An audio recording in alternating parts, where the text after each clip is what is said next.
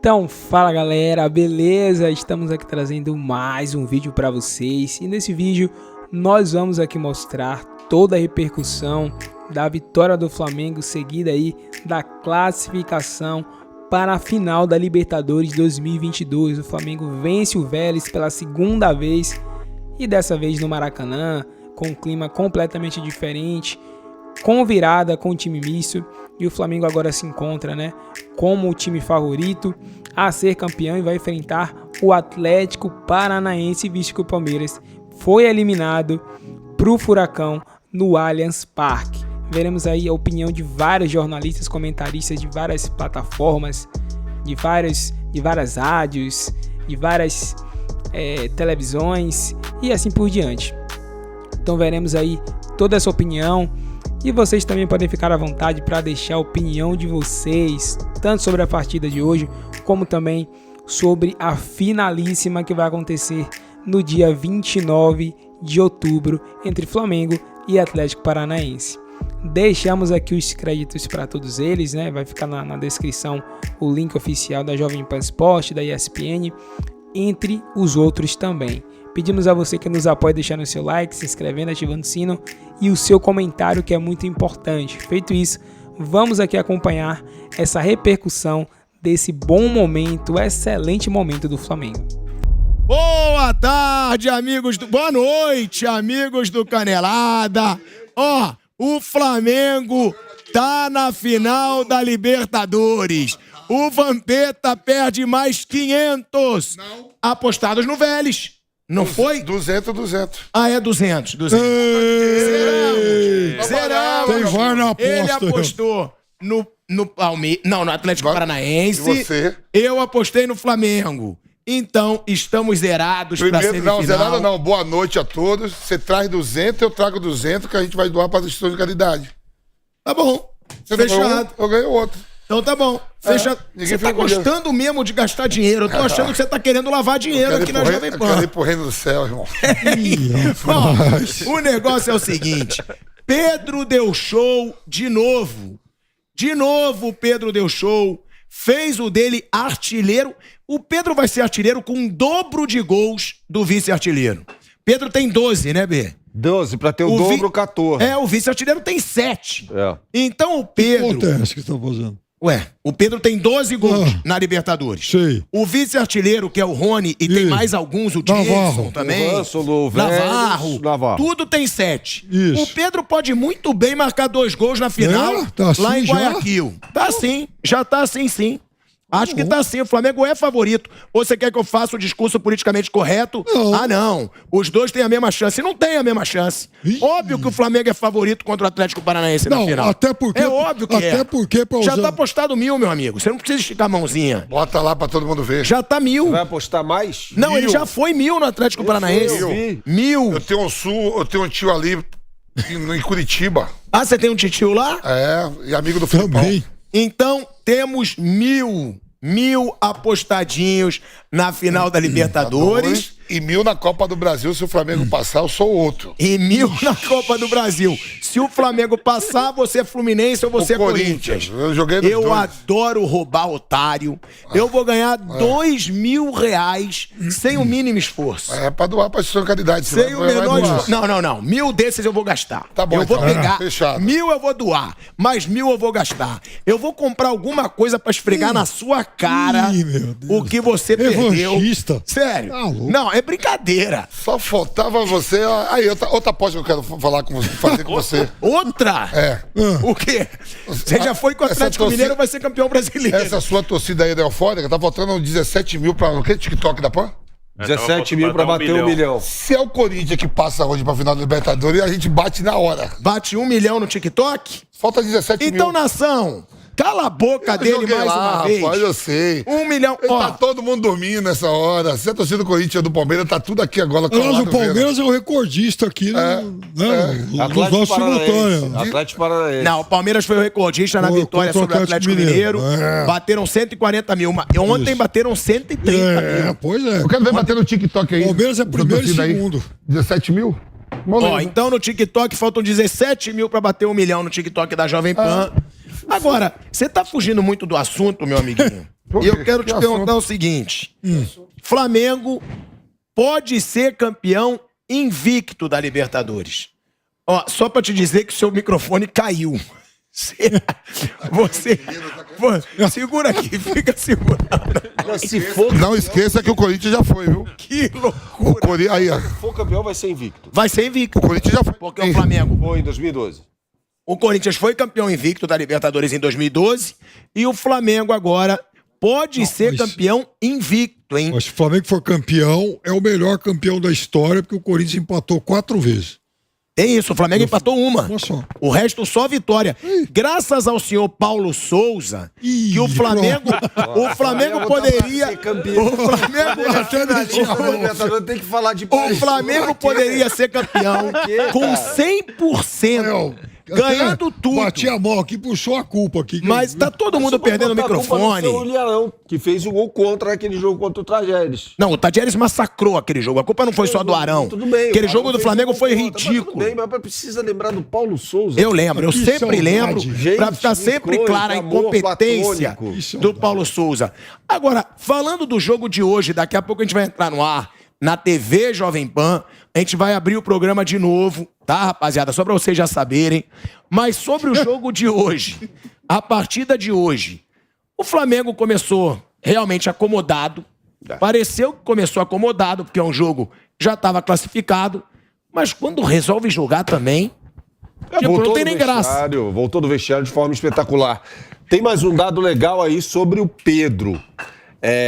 O Pedro é um dos 5 jogadores na história da Libertadores da América a marcar 4 gols no agregado das semifinais. Só outros 4 jogadores, Pelé e Bruno Henrique, inclusive. E Borra. Tem mais um. Conseguiram esse feito. É algo extraordinário que o Pedro vem fazendo, né? Hoje, diante dos olhos do César Sampaio, que é auxiliar do Tite na Seleção Brasileira. A convocação vai ser na sexta-feira, né? E o Pedro, evidentemente, né, não tem por que não ser convocado. O Pedro, hoje é o principal jogador do Flamengo, pelo menos na Libertadores da América. Se você pegar um homem de área, o Matheus Cunha tá no banco. Eu tava vendo a escalação hoje, foi Morata e João Félix. Exato, ele tá jogando com Morata e João Félix, desde o início. Isso aí. Olha, o Pedro, pra usar até uma palavra muito da moda hoje, dentro da área virou um cara imbrochável, assim, né? A bola pingou lá, ele faz. É isso, é imbrochável, Pedro. Imbrochável. Então, na área. Gostou, né? Adorei. Agora é o seguinte, mas ele tá com 12 gols, né? O recordista, se eu não estou enganado, é o Daniel Onega, lá do River Plate, aquele time, aquela Libertadores maluca lá de... Não, mas mas aí que tá o negócio. O Onega fez 17 naquela Libertadores maluca de 1966. O River, naquela Libertadores, jogou 20 vezes. É verdade. Jogou mais vezes, porque tinha lá um regulamento confuso e tal, né? É o da final dos 4-2, né? Isso. Que deu o apelido de Gaviões pro River Plate. Foi. E o cara fez 17 gols. Então, quer dizer, o Pilhado tá todo empolgado. Dá pro Pedro fazer 5 em Guayaquil. Então, aí que eu ia chegar. Ué, a gente tá entrando no ar já, na TV Jovem Pan. Em 3 segundinhos a gente tá no ar na TV. O avassalador Flamengo do Dorival Júnior. O que você tá esticando a mãozinha? Porque eu quero falar pra todas as plataformas. Então fala pra todas as plataformas. 1.000 no Atlético. Você aposta R$1.000 no Atlético Paranaense. Tem um tio lá no sul de Curitiba. Tá bom. E mais 1.000 contra o Flamengo. Quem vier, Corinthians ou Fluminense. Então ele quer apostar na Copa do Brasil e na Libertadores. Vou roubar otário de novo. Vou ficar rico, 2.000 mais na conta do pilhado. Porque o negócio é o seguinte. O Flamengo tá avassalador. Essa é a verdade. O Flamengo do Dorival Júnior chega a 17 jogos sem perder. E desses 17 jogos sem perder, pelo menos uns 12 o Flamengo jogou muito bem. Eu tô exagerando, Bernardo? Ele jogou mal contra o Botafogo recentemente, mas ganhou. Jogou mal contra o São Paulo, ganhou. Jogou mal contra o Ceará e jogou mal contra o Palmeiras, aquele empate. O Avaí também não foi um grande jogo, né? Aquela vitória de virada por 2-1 na ressacada, né? Então, 17, de domingo, 12. Tal. Gravei. 12. Você não tá botando aí na conta do Dorival a chegada contra o Inter, não, né? Não, mas não nos sei. números... Os caras Ele contam perdeu isso, 3 né? jogos. Ele perdeu 3 jogos. Fernando, Eu acho seu microfone injusto. tá dando uma falha técnica. Então... Eu acho injusto. Não, o que eu falo é o seguinte, é mais uma vitória desse Flamengo do Dorival Júnior. Só que jogando do outro lado. Então, essa é a questão. Essa Ele é uma vai muito questão. melhor do lado esquerdo. Né? Mas é assim, por isso que eu falo aqui, de colocar o time inteiro que vem jogando o brasileiro e não mesclar. Porque quando você mescla, da maneira como mesclou, já mudou o João Gomes de posição. Né? Você já tem que botar o Cebolinha do outro lado, porque normalmente você joga com Marinho pela direita, Cebolinha pela esquerda, e vinha jogando o Lázaro pelo meio, né? O Lázaro saiu, jogou o Gabigol no domingo. Então são jogadores que não estão encaixados. Ele desencaixou o time, e aí demorou, né? Como o Paulo falou, para voltar. Então eu acho que a ausência do Gabigol passa muito por isso. Pela energia dele, que às vezes é excessiva e faz mal a ele e, consequentemente, ao Flamengo. Pelo encaixe dele, mas pelo fato de que ele foi obrigado a mexer. Então, ele tem um time que está encaixado jogando brasileiro e tem outro time que está encaixado jogando Copas. Quando ele mistura muito esses times, a coisa não encaixa, não joga nem tão bem quanto um, nem tão bem quanto o outro. E hoje, acho que, repetindo, né, ele tinha que misturar, porque a partir do momento que ele resolveu escalar a equipe principal, ou manter aqueles que ele podia escalar da equipe principal, Thiago Maia e Gabigol, para mim, assim, ele não tinha mesmo que nem levar o banco de reservas, como eu disse, os outros dois estavam suspensos. Eu concordo contigo, já. Ele não tinha que levar. Mas o discurso dele foi o discurso seguinte, eu não posso correr o risco de colocar algo que não seja diferente do melhor que eu tenho à disposição. Ele falou isso porque lembrou do Cabanas. Não é por aí, ele pode. Ele sabe que não é por aí. Mas eu acho, eu acho que a gente leu a entrevista sabendo que ele não pensava exatamente isso, né? Que ele não pensava que esse jogo começava 0-0, que tinha que ser tratado da mesma maneira. Eu tenho certeza absoluta que no vestiário ele falou, gente, a gente vai ter uma final depois desse jogo e, evidentemente, vocês não podem correr riscos que talvez fossem necessários num outro contexto, mas que não iam ser necessários nesse contexto. Por isso, né, a ausência do Gabigol é completamente justificável. Acho que ele faz mais falta mesmo na questão da criação, da armação. E você tem razão em relação à energia, né, a esse vigor que ele tem em campo, muitas vezes exagerado. Mas hoje também acho que era normal, apesar de todo o discurso do Dorival, apesar da presença de um Maracanã, né, lotado, acho que era normal, você sabe que o jogo está 4-0. Então não tem jeito, a gente passou, né, uma semana falando isso. Não adianta, por mais que o discurso seja por mais que, semifinal de Libertadores, não sei, a gente sabe que estava 4-0. Então eu também entendo que o tal do vigor ele seja menor, e talvez, eventualmente, né, Eugênio, fosse até menor por parte do Gabigol, porque era um contexto diferente. Você entra para jogar 90 minutos com 4-0 de vantagem contra um adversário muito mais frágil. Então, acho que o jogo se resolveu na primeira partida e concordo plenamente com o Calçado em relação à postura do Vélez no primeiro jogo, né? Cara, é óbvio, assim, aí é uma questão que o Cacique... Acho que perderia da mesma forma. Claro. Mas seria um jogo... Da mesma forma, a gente perderia. E o Medina teve recentemente no futebol brasileiro. Não dá nem pra dizer, mas o cara de repente foi surpreendido. E outra coisa, né, Paulo, assim, estamos falando do Flamengo, né? Não estamos falando de um time que pode ser muito conhecido. Vou citar o exemplo, sei lá, do Fortaleza. Muito conhecido, as qualidades e capacidades do Fortaleza, muito conhecidas no cenário nacional, menos conhecidas talvez lá fora, pelos técnicos de fora, apesar de jogar competições internacionais também. Mas o Flamengo, ainda que ele não tivesse trabalhado no Brasil, acho que ele tinha que saber a qualidade, o valor, e tinha que tentar jogar em casa como tentou jogar fora. Eu gostei muito de uma das suas primeiras intervenções hoje, Calçade, na transmissão, que você disse assim, o Medina está só 90 minutos atrasado em relação a ter tomado uma boa decisão. Você disse lá no comecinho do jogo hoje, Paulo. Ele atrasou 90 minutos e 4 gols. Aí já era, né? Porque assim, isso era claro para quem vê o Flamengo, quem acompanha o Flamengo. No nosso caso, a gente chegou na Argentina se imaginando que aquilo seria o óbvio. Aí você vai para as escalações do Medina, o Medina assume a partir das oitavas. Então o Medina tinha, até encarar o Flamengo, 4 escalações.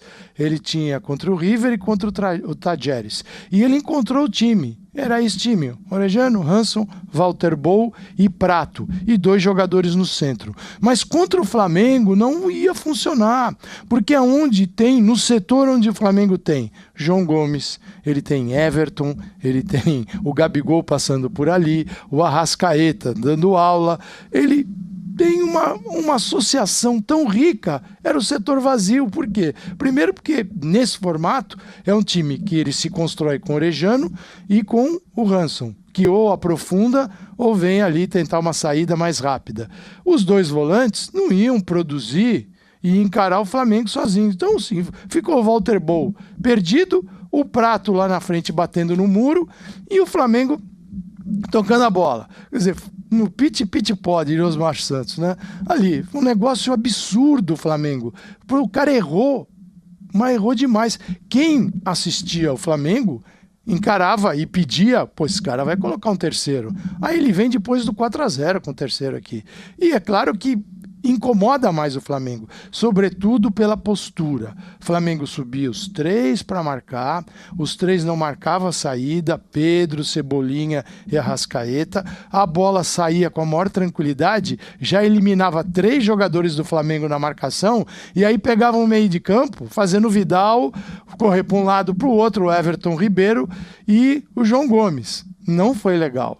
Nossa live pós-jogo, terminada a semifinal da Libertadores, jogo de volta no Maracanã, Flamengo 2-1 para o Vélez Sarsfield, placar agregado de 6-1, né? A exemplo do que aconteceu em 2009, quando o Flamengo também venceu o Grêmio no placar agregado por 6-1, 1-1 e depois 5-0, né?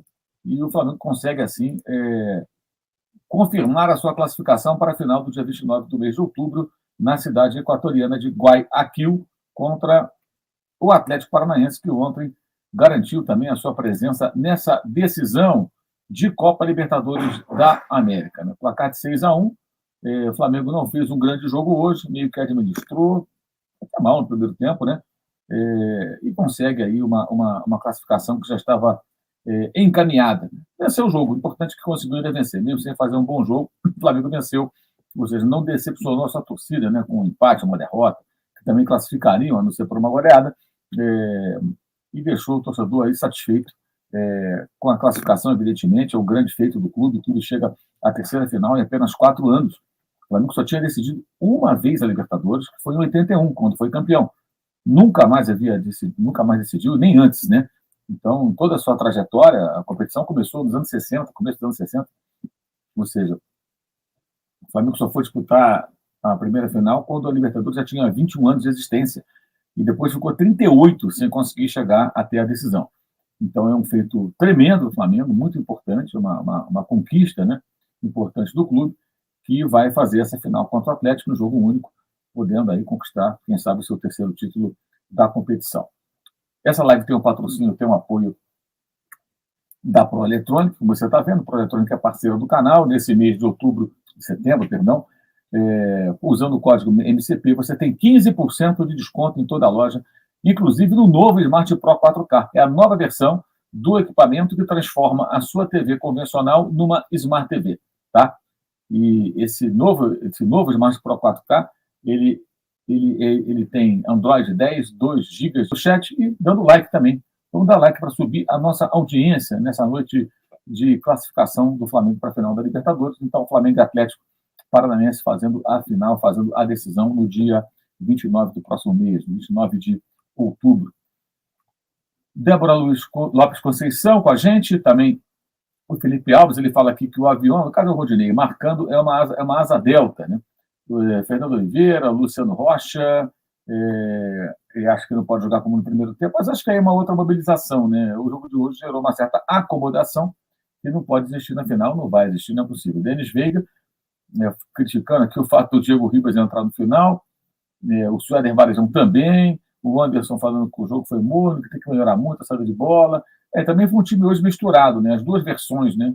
Até uma falta de conjunto, de certa forma, porque tinha um time definido jogando no Brasileiro, outro jogando as competições de mata-mata. O Maurício Viana, será a final mais fácil da história?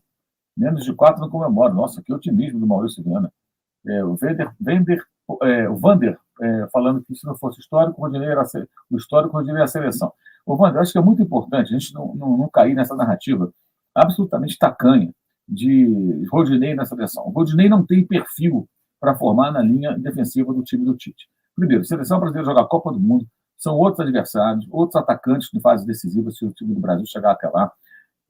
O Tite ele sempre montou defesas com laterais que sabem marcar. O Rodinei ele é péssimo defensivamente. Hoje, inclusive, no gol do Vélez, se você observar, ele não é o culpado pelo gol, mas ele está lá no meio-campo, já partindo para o ataque, para dar opção, né? E quando a bola é perdida, ele volta caminhando. Ele nem volta correndo, quer dizer, ele não poderia evitar, mas ele tinha que voltar correndo. Ele tem que voltar, ele é o homem da linha defensiva. Tem uma jogada sendo construída pelo setor dele. Se ele volta correndo, de alguma maneira, ele pode pegar um rebote ali, se a bola não for para o gol, disputar. Ele tem que tentar participar. Se não for possível, paciência.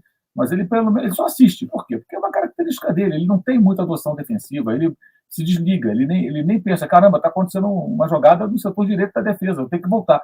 Não, ele volta andando, olhando, entrega a Deus e aos companheiros. E isso nem seja culpa dele, é a natureza dele. Ele é muito mais um ponta, né, um jogador que apoia bem do que um lateral defensivo. E na seleção brasileira, ele teria que concorrer então com o Antony, com o Rafinha, porque o forte dele é jogando ali onde esses caras atuam do meio para frente. Então, cada jogada interessante que ele faça, um drible, uma caneta, passa no meio de dois adversários, atacando, isso não carecia, porque ele precisa ser bom defensivamente para jogar na seleção brasileira. Eu acho que ele não tem nenhuma característica pensando como o Tite monta a sua seleção. E eu não acho nem que seja errado, porque ele não é bom defensivamente.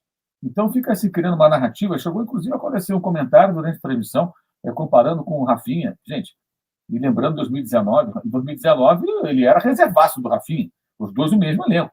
Hoje o Rafinha joga no São Paulo, que é inferior ao time do Flamengo. Ele está jogando até de zagueiro, por uma necessidade, muitas vezes. Então vamos trocar hoje, em 2022, com o Rafinha nesse time do Flamengo, né? E põe o Rodinei no time de São Paulo, para jogar de lateral, de zagueiro, do que for. Então, assim, tem até isso, uma forçada de barra violenta. Eu acho que na base da brincadeira, do meme, do folclore, ok. Agora, levar a sério esse discurso de que o Rodinei tem que ir para a Copa do Mundo, pelo amor de Deus, isso aí vale como plaquinha de torcedor do estádio. Acho que para quem trabalha com futebol, para quem faz análise, você tem que